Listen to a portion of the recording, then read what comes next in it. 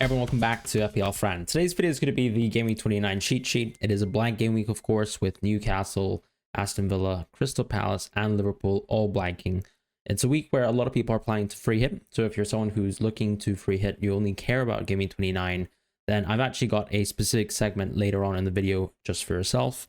Otherwise, we're looking at the curve for a lot of players being a little bit more short-term transfers heading towards a wildcard 30 to 32 type window. And that's it, really. We look at Game Week 29 as a week where I've even seen some people suggesting the wild card, and I think it does make sense in the very specific circumstance where you have a lot of free transfers racked up. You don't have a good team for the blank. You don't really want to set up for the blank too hard because it could, once again, take away some of the team value of certain players that you want to keep, like the likes of Isak, Salah, etc. So that, all sorts of chip strategies are converging at this point, and I think this is a decision-making window for a lot of managers. But more crucially, this is the cheat sheet. We're really just looking at the players and what they can do for us over the next few games, looking at some of the underlying data, my expectations in terms of minutes included, and just understanding of sort of managers, their tactics, etc., and that general landscape. So, jumping on the midfielders, we have Elanga being added towards the cheat sheet. When I picked him over Cho in this sort of segment and section here, it was mostly because his underlying data has been better. He's a bit more creative than Cho. We know that Cho is quite the lethal goal scorer.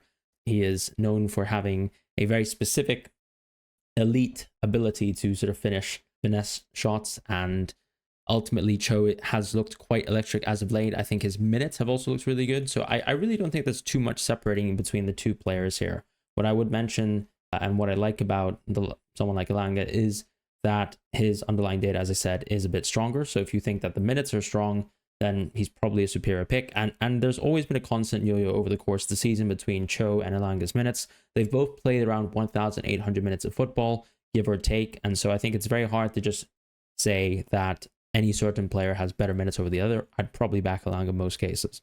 As far as Nkunku, not much to say about him. This is not a good fixture, but you're hoping that he can still get Tottenham at home in Game Week 29, and then you can probably look at selling someone like Nkunku in Game Week 30. As far as, let's say, Nwaneri, he does get a drop. I don't think Sterling's going to have a significant impact on his minutes. He was also benched for that sort of Champions League game. I think what is very glaringly the case is, as a 17-year-old, he's clearly struggling with the demands of playing games every 3 days. And unfortunately, this has been thrusted upon him with injuries not related to himself. Now, Martinelli is back.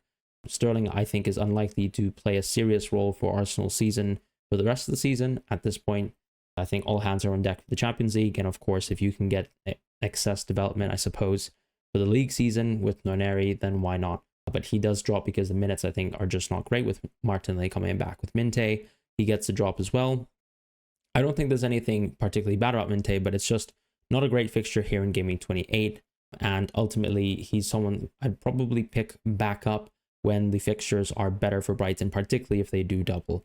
But the underlying data has been really promising for him, so still a very, very strong pick. Same with Sade, who has recently got in some really good minutes.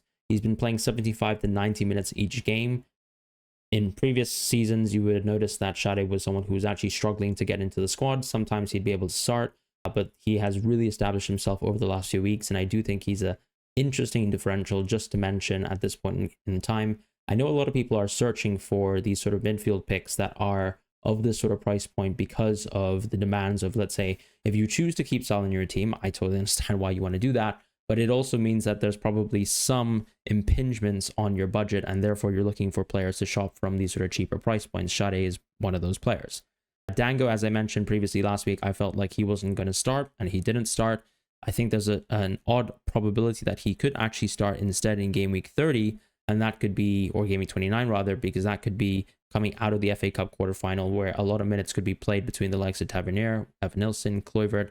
Dango could insert himself into the picture in Game Week 29 if Bournemouth want to rotate, and we know Iraola does rotate, so I think there's a possibility that Dango could be quite interesting as a keep for Game Week 29. But for Game Week 28, one of the decisions that a lot of managers have to make is whether you sell someone like Dango or whether you just keep him to be maybe, let's say, your 11th man, which is really basically, I guess, 0.2 or 0.3 of a player, but still a player. In the next tier, we have not many changes, just an addition to Gibbs White. I just think he's a little bit expensive at this price point. I think that if you're going for a player like Gibbs White and you have the money for Gibbs White, I'd probably still go for some other players who either play in Game Week 28 or satisfy a different strategy. So those are kind of my thoughts. I think Kluivert is far and above the best player here, and honestly one of the best players in the game right now, because I do think that he's also moved into what I would call is a sort of talisman status within the team, more from a minutes perspective. As we've seen the season go on, and previously, of course, we've seen that Kluivert's minutes have yo-yoed. When they had a lot of depth, his minutes started to get worse and worse, but I do think that there really was that hot patch during that player of the month where he established himself as a very key player, and his minutes have actually really improved despite players coming back into the team. And so when I look at his match log and I look at the average sort of minutes that he's been playing, it's actually ticked up over the course of the season. And I don't think it's purely injury related. I really do think it's actually part and parcel due to his real good performances recently for the team. And that can very much be seen by that sort of goals plus assists per 90 chart. It just shows you how effectual Kluivert has been. And I think the minutes are at a very healthy point at this point. And I do think he is far and away the best Bournemouth mid at this moment in speaking. So the next tier has Bowen. I just think with Paqueta back, you're taking pens away from him. This is also, unfortunately, a season that has been quite poor for Bowen in terms of the underlying numbers. I think part of this is because maybe as Potter has joined the team as well, I don't think the attack has really improved too much. He has very much so improved the defense of the squad, as we sort of illustrated within the What We've Learned video. But Bowen, unfortunately, has not really hit the sort of underlying data of previous seasons where he was very hot and very strong, and even playing in the central forward position hasn't really helped him out too much. I think the sort of 3-5-2 kind of setup that they have for the team isn't working out so well either in terms of the general team attacking baselines, and so Bowen does suffer right now, which is why arguably he could have even been dropped to an orange tier. But I also think there's a lot of beauty to Bowen being a 90-minute player, someone who can also get 15 to 20 minutes of penalties per game. So he's always still going to be a very solid pick in FPL and has a very strong floor. In the next tier, we have Bruno getting a rise, and this is simply because he is a captaincy option for this week. He's been absolutely incredible as of late. We talked about him being an underperforming finisher this season through different sort of iterations of the What We've Learned video, and now we're starting to see some of the hot finishing come in as well. Just shows you that I think things can move very quickly within the game. I think he's got 9 to 10 points for the last 3 weeks straight, and he is clearly the key man of the team. And as the team has gotten worse and worse, he's become more dependable. And that's even whilst operating in quite deep positions. I think he's now a little bit more unshackled in the sense that he can actually, or has been allowed to advance within sort of the attacking play. And ultimately, he is just someone who has so many tools. Set pieces, as we can see in previous games, penalties, as we haven't seen recently, but he's clearly open to getting them if they can get them, and free kicks as well, where he's really excelled as of late. So Bruno's just a great pick, as he always is, as a standard pick. He's never going to go too high, I believe, although this is a good iteration of him going too high. The fixtures are there, I would say. Nottingham Forest isn't great, but Leicester is so good, and you'll never really regret owning Bruno, I believe, as long as you have the sort of money afforded for that. And as a differential, I suppose, to a captaincy of, let's say, the Erling Haaland, who's quite popular now for Gaming 29, or Gaming 28 rather, he is a good option. Foden is someone that I'll also give a soft rise. I'm not super comfortable doing this because I really think that his minutes are still not that good. I think that City have still struggled really for the most part to find the structure, even from an attacking point of view, that has really suited them. On defense, I don't think they even really have this choice. They have players like Ake, Akanji, Stones permanently injured, and that really means that they're just playing whatever they can in the back line. Whereas within the attacking phase of the game, I think they have choices, and you can see certain players like Xavi or Foden, if they're playing poor, will get subbed off at 70 minutes, and I think that's going to remain the case. I think you can still take the punt that Foden's Foden and understand that the next 2 games are home games, and he's actually a really good punt on that basis alone. With Son, I think, unfortunately, depending on the European minutes that he plays, that's going to have a soft knock-on impact, and that's why I'm not going to give him a rise. With Palmer, yes, of course, he's been absolutely awful as of late. I think it's really hard to sort of get past that. But I have to say that the underlying numbers still look really healthy for him. And yes, of course, he's on a poor run of form. But I'm also not the type of manager who thinks that I can call when that poor run of form starts or when it stops equally. So in my opinion, if you're continuing to post good numbers, if you're still on penalties, if you are still getting really good attacking positions per game, you're just going to turn that page eventually. And when that happens, I don't exactly know, but I still think Palmer's really good because actually when you look at the fixtures, generally speaking, coming out of 28, he's a really strong pick and solid option. And I've been tracking how models and markets have sort of reacted to this cold patch. of Palmer, or I suppose given how we recognize him as Cole Palmer, it's a warm patch, right? But interestingly, I don't think much has moved. So it's very much the case that he is an elite player. I think it's very hard to dispute against that. I can totally understand why people are upset and why people don't really want to own Palmer, and that's fine. You can sell him because there's enough options, I think, to share around the place with players like Haaland having double fixtures coming down the line. But yeah, I still think Palmer is very much a solid pick, and I wouldn't dare make him an orange pick for now.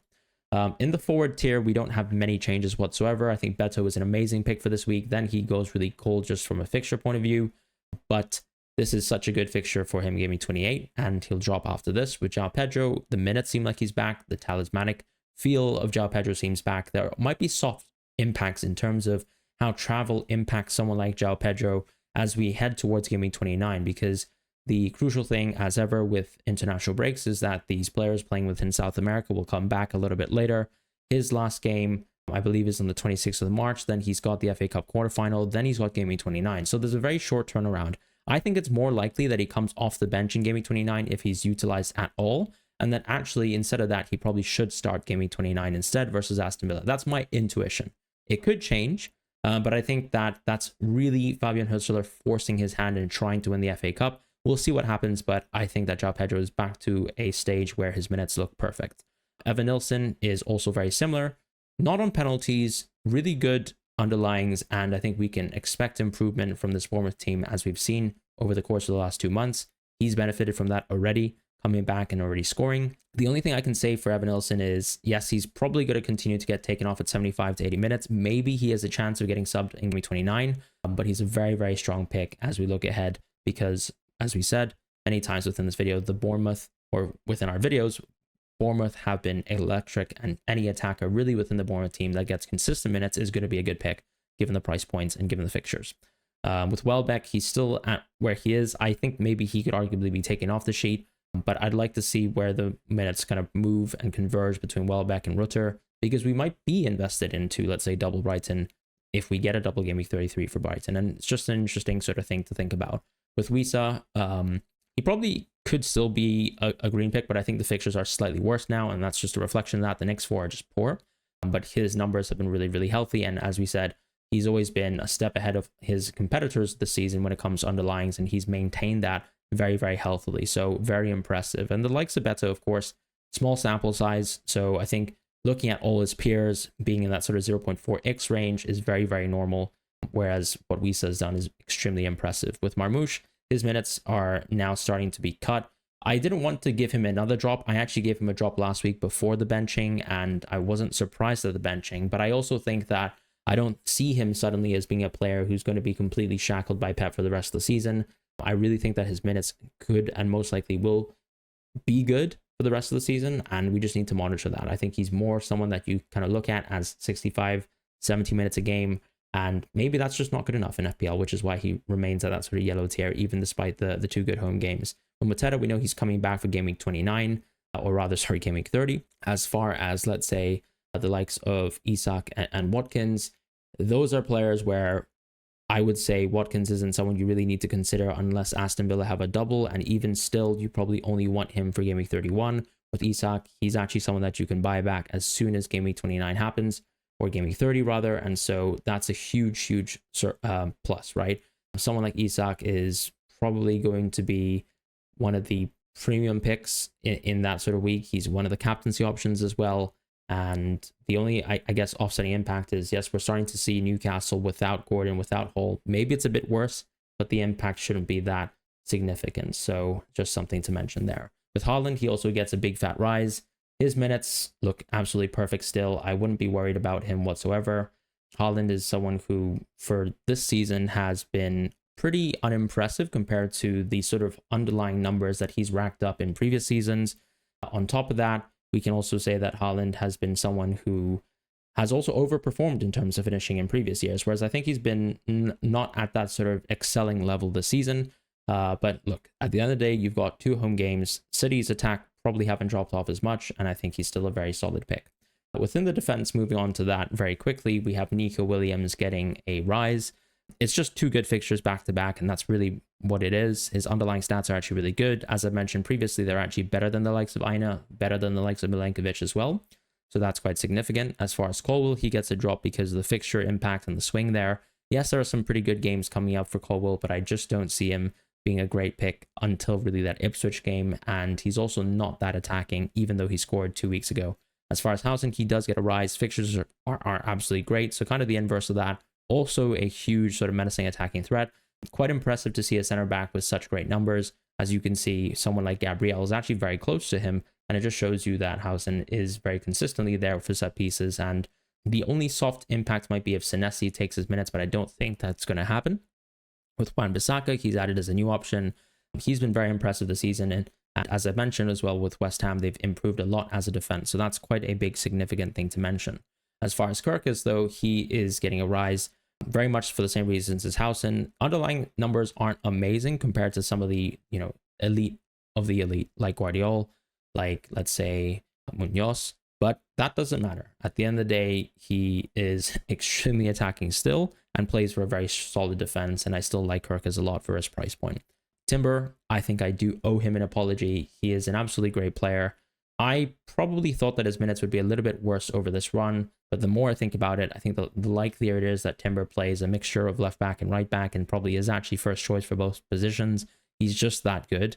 And yeah, he's back on the cheat sheet for that reason. His minutes might be a little bit worse, but that's not a big problem. As far as Aina, he gets reintroduced. I think he's a very solid pick still, but when Nico Williams is right there, I just don't really see a reason to go for Aina necessarily.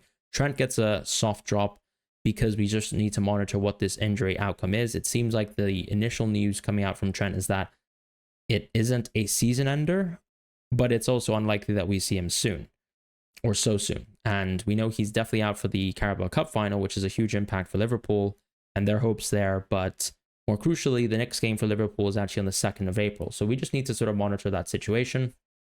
I think it's very likely that we just need to understand that Bradley is also coming back soon. That Slot hasn't really been the type of manager to rush players quickly. That makes Trent a very easy sell for this game week. As far as FPL and goalkeepers, I don't think there's much to say. I've added Areola, I've added Onana simply because games are okay, but he's more so of a free hit pick for me. Sells gets a rise because fixtures are slightly better for Nottingham Forest, and that's really it in terms of wrapping up the kind of main section of the cheat sheet. Let's quickly shift over towards the free hit, where I've actually disaggregated this by attackers and defenders. I haven't gone into the goalkeepers when it comes to the cheat sheet, simply because I don't think there's really a need to. I think you can just pick your choice of goalkeeper. You can choose whether to double up on a defense. You can choose whether to actually go for a goalkeeper who you don't own a defender within your free hit. And that can be quite helpful. So for free hit 29 alone, I think the captaincy options are definitely Haaland, Bruno, and Kluivert. I actually would hold Kluivert over Bruno if you are really confident in his minutes, because I think he's just that good and his underlying stats are very, very impressive. As far as someone like Haaland, for example, he is the outright best captain of this week. City have the highest projected goals this week. He has a really good goal share as well. And he is someone who will be very significantly owned because of the knock-on impact of captaincy in game week 30. What I would say, though, when it comes to Haaland is this isn't an amazing fixture. Clearly, City haven't been lights out good this season. Brighton are also an absolute tear, but Haaland is still one of the best players in the game. When you look at the underlyings, when you compare some of the peers that he has, Palmer, for example, just doesn't have a great game. The likes of, let's say, Salah is just not present. Isak is not present. So that just makes him, on a week like this, where the fixture doesn't look stellar, still one of the top picks. And that's always going to be the case. In the next tier, I think I still have players that I would absolutely try to fit my entire attack within this tier. And I think I hold all of these picks very close, but I have also put them in kind of a rough order, I would say. I think they're super close. So to me, it comes down to little things like risk preference. If you want to go for Wood, it's because you probably don't really want to go against his effectively 80 to 100% ownership for this week. And I totally get that. But Beto and Evan Nilsson are absolutely elite picks as well. Odegaard, just for the sort of, I think, guarantee of mins compared to someone like Trossard, who could be losing slight mins when it comes to Martinelli. That can be significant when it comes to Semenyo. His minutes look good. We still need to monitor just a small little asterisk, which is whether or not he's going to be fit for this fixture. I think we'll get some information from Iraola anyways, but he'll be stellar regardless because it is a good home game. Other than that, in the next tier, we have Trossard and Mbumo. I just think that the games aren't amazing for either. As far as Son as well, it really just depends purely on those European minutes and how much he is going to have to exert within that European match, because he's going to be a good differential for this week, but it's not an amazing game. And that's really that. He's on penalties, yes, but I think you really need to get the absolute best from Son's minutes, and even then, he's still not an amazing pick.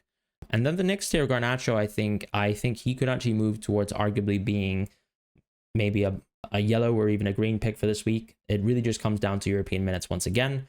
Would be nice to see what the information we get from when they play their European match for Man United. So if he comes off the bench, probably better for the weekend, that sort of thing. Gibbs White and Foden, I think, still solid, but not that impressive, right? Gibbs White simply just because his underlyings aren't amazing. With Foden, it's just the minutes that aren't quite there right now, and the fixture just isn't that good. In defense, rounding out with the free hit, what I would say is Gabriel, Guardiola, Ait-Nouri, Saliba, Tarkowski, all very close.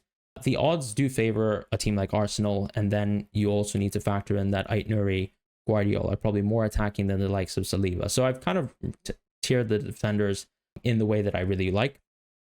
And I think these are all defenders that I would fit into my free hit. But I also understand the impact of ownership, right? If you don't want to own the same sorts of players that everyone else will own who will be non-free hitting, then maybe you take Gabriel out, maybe you take Saliba out, and you actually go for players like Guardiola, Ait-Nouri, or Tarkowski. And if you're not interested in someone like Tarkowski, then a lot of the players in the yellow tier I really think are not far behind. When it comes to defenders, the expectation of points isn't ludicrously different.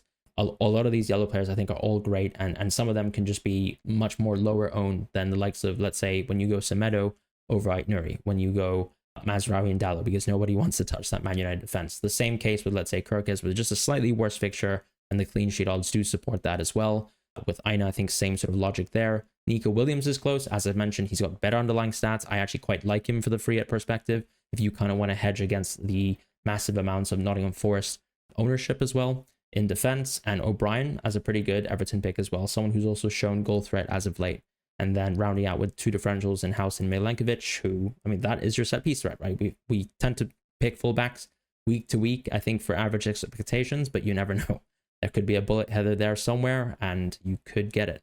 And that's really it. The goalkeepers, as I said, you can just pick whatever you want, and that will be that. But thank you guys so much for watching the Game Week 29 cheat sheet. I hope you guys have a wonderful week ahead, and I'll see you guys soon.